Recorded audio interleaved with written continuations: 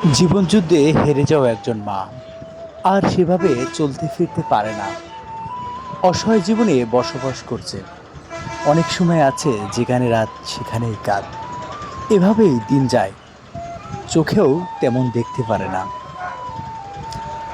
বয়সের ভরে নুয়ে পড়েছে, শরীরটা আর আগের মতন কোনোভাবেই চালাতে পারে না।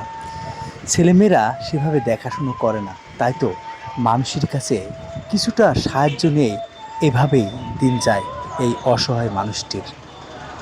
কিন্তু প্রহর গুনছে মৃত্যুর, মৃত্যু যে আসে না, তাই তো কষ্ট করে প্রতিটা দিন প্রতিটা রাত এভাবেই কাটায় এই বৃদ্ধ মানুষটি।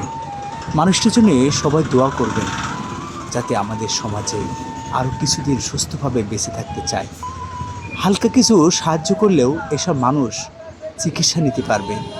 চোখের সমস্যা অনেক আগেই, তবুও চশমা ব্যবহার করতে পারে না, তারও তো অর্থের দরকার।